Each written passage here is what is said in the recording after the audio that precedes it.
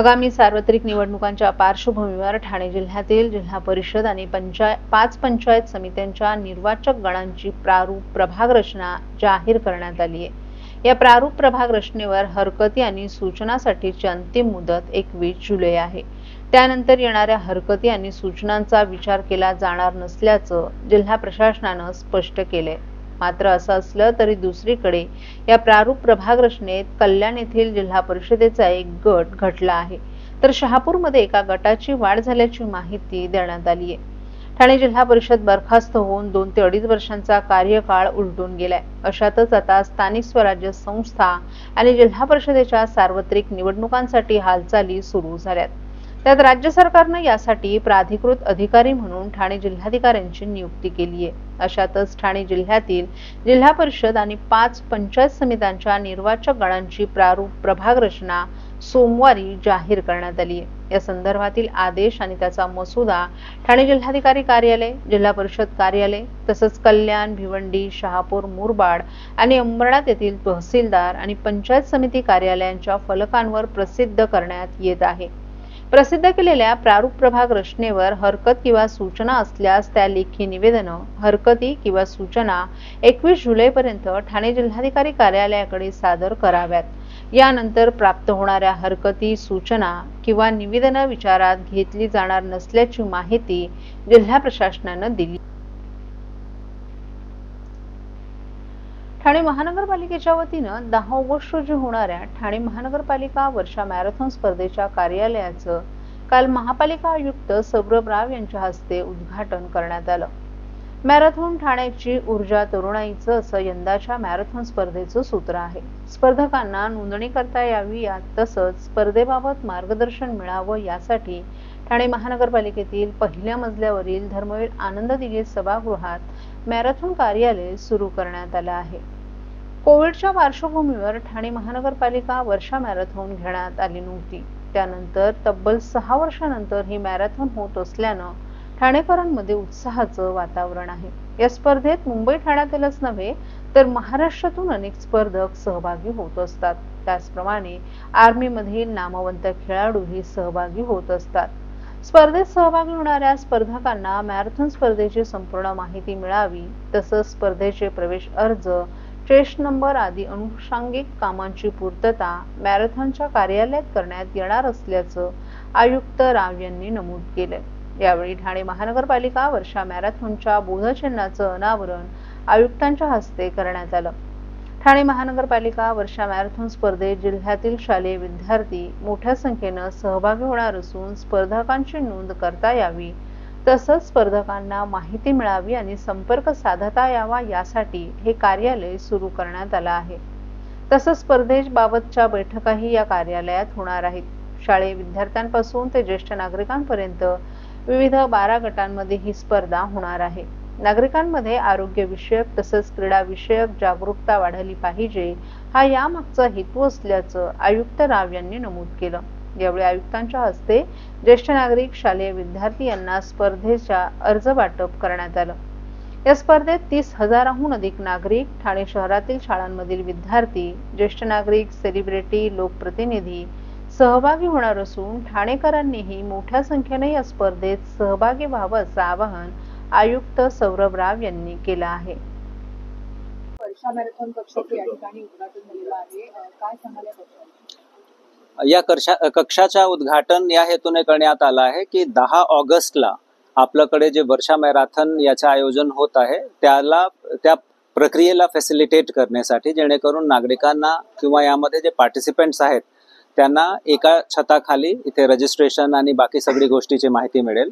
साधारणतः 6 वर्ष नंतर आपण हा आयोजन करत आहोत आणि आमची अपेक्षा अशी आहे की यामध्ये जवळपास 30,000 नागरिक यामध्ये पार्टिसिपेट करणार आहेत।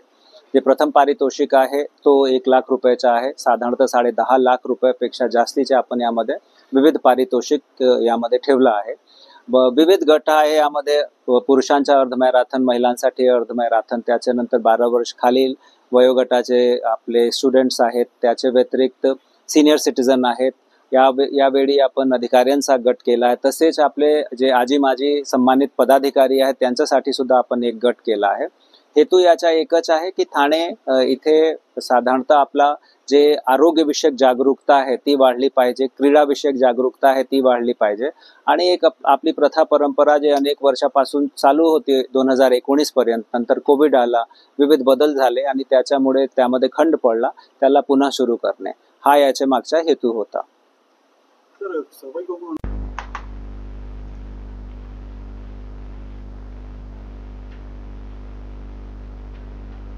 27 ऑगस्ट रोजी श्री गणरायाचं आगमन होत असून बाप्पाच्या स्वागतासाठी एसटी महामंडळ सज्ज झाले. मुंबईतील कोकणाच्या चाकरमान्यांचा अत्यंत जिव्हाळ्याचा असलेल्या गणपती उत्सवाकरिता एसटी महामंडळाने यंदा 23 ऑगस्ट ते 7 सप्टेंबर दरम्यान 5000 जादा गाड्या सोडण्याचा निर्णय घेतल्याची माहिती परिवहन मंत्री तथा एसटी महामंडळाचे अध्यक्ष प्रताप सरनाईक यांनी दिली आहे. गणपती उत्सवाच्या जादा वाहतुकीच्या अनुषंगानं मंत्रालयातील आपल्या दालनात बोलावलेल्या बैठकीत ते बोलत होते. गणपती उत्सव म्हणजे कोकणच्या चाकरमान्यांचा अत्यंत जिव्हाळ्याचा सण आहे. किंबहुना गणपती बाप्पा कोकणचा चाकरमानी आणि एसटी यांचं एक अतूट असं नातं आहे.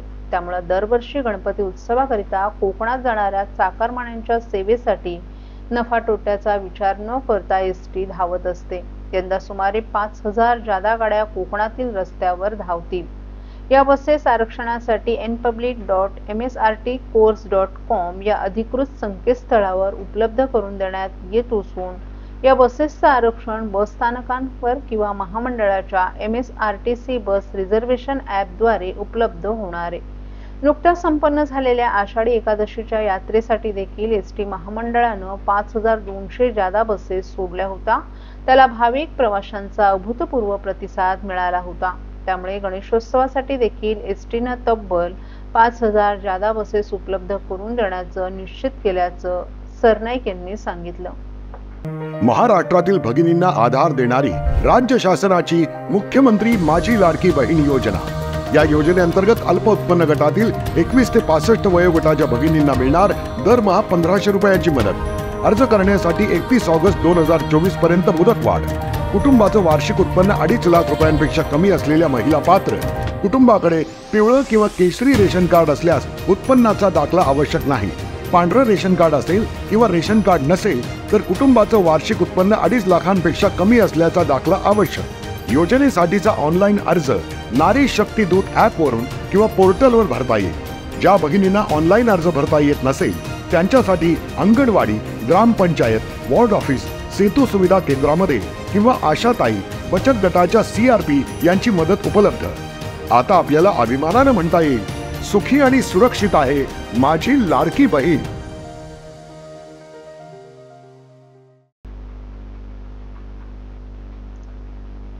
विधिमंडळाच्या पावसाळी अधिवेशनात काल आमदार संजय केळकर यांनी एकनाथ शिंदेंच्या ठाणे महानगरपालिकेच्या अधिकाऱ्यांवर निशाणा साधलाय.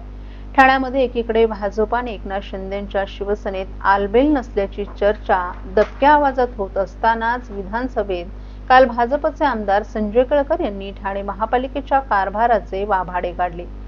एकाच रस्त्याचे 3 वेळा कंत्राट देऊन 180 कोटींचा घोटाळा केल्याचा गंभीर आरोपही त्यांनी यावेळी केला.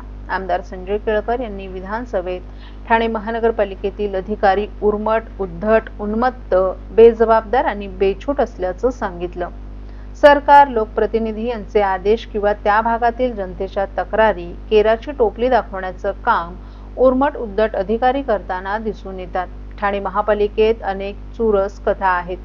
सरकारचा निधी खर्च करण्यासाठी योग्य पद्धतीनं योजना आखा असं सांगितलं जातं, परंतु तेथील अधिकाऱ्यांनीच काहीतरी ठरवलं आहे अशी परिस्थिती आहे अशा शब्दात त्यांनी यावेळी टीका केली. ठाणे शहरात आज 8000 कोटींचा निधी आला, त्यामधील 3000 कोटींचा हिशोबच लागत नाही. ठाण्याचे नागरिक त्याचा हिशोब विचारतायत. ते पैसे गेले कुठे? ठाणे महापालिकेचा 5 वर्षांचा ऑडिट रिपोर्टही आला नाही. लेखापरीक्षण सुद्धा झालं नाही. हे खेदानं सांगावंसं वाटतं.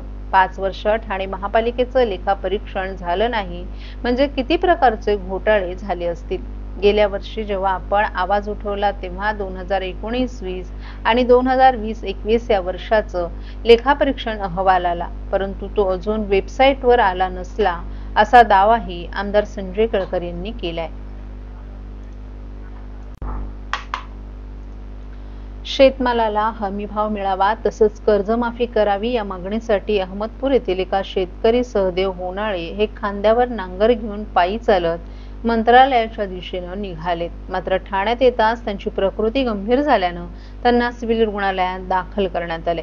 या शेतकऱ्याशी डॉक्टर जितेंद्र आव्हाड यांनी व्हिडिओ कॉलद्वारे संवाद साधला। यावेळी शहराध्यक्ष सुहास देसाई, शहर कार्याध्यक्ष प्रकाश पाटील आदीही उपस्थित होते। महायुतीनं शेतकऱ्यांचा 7/12 कोरा करण्याचं आश्वासन दिलं होतं, मात्र हे आश्वासन न पाळल्यानं शेतकरी आत्महत्या करीत आहेत।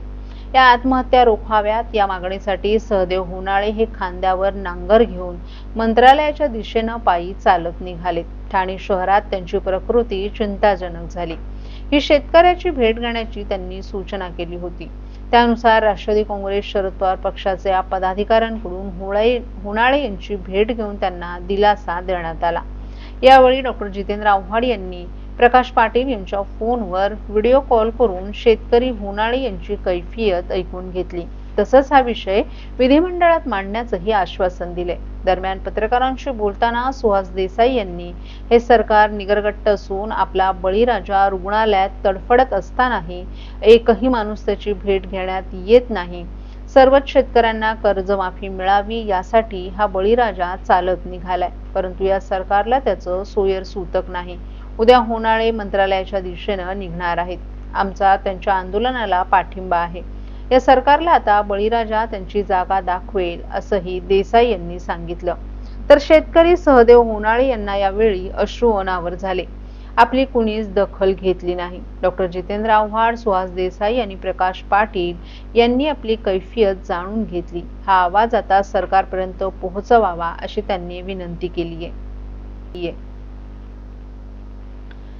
ठाणे महापालिकेच्या आस्थापनेवरील कर्मचाऱ्यांना 2 आठवड्यांपूर्वी पदोन्नती देण्यात आली होती। मात्र यातील 54 कार्यालयीन उपाधीक्षक आणि 49 लिपिकांना अद्याप बढतीच्या पदाचा कार्यभार देण्यात आला नसल्यानं त्यांना जुन्याच पदाचा कार्यभार सांभाळावा लागत आहे। ठाणे महापालिकेतील शिक्षक आणि कर्मचारी यांच्या पदोन्नतीबाबत निर्णय घेण्यासंदर्भात उपमुख्यमंत्री एकनाथ शिंदे यांनी निर्देश दिले होते। तसंच काही पदोन्नतींबाबत शासनाकडून सुस्पष्ट आदेश प्राप्त झाले। त्यामुळे महापालिका आयुक्त सौरभ राव यांनी अधिकारी, कर्मचारी आणि शिक्षक यांच्या पदोन्नती करण्यासाठी विशेष मोहीम हाती घेण्याचे निर्देश आस्थापन विभागाला दिले होते। त्यानुसार ठाणे महानगरपालिकेच्या सेवेतील 38 उपशिक्षकांना प्राथमिक विभाग, मराठी माध्यम, मुख्याध्यापक पदावर पदोन्नती देण्यात आली होती, तर 54 वरिष्ठ लिपिकांना कार्यालयीन उपअधीक्षक पदावर पदोन्नती देण्यात आली आहे। तसंच 49 कर्मचाऱ्यांना लिपिक पदावर पदोन्नती देण्यात आली होती। त्या पाठोपाठ अग्निशमन प्रणेता या पदावर 19 जणांना, तर सहाय्यक अग्निशमन केंद्र अधिकारी या पदावर 2 जणांना पदोन्नती देण्यात आली होती। एकूण 158 जणांना ही पदोन्नती देण्यात आली होती।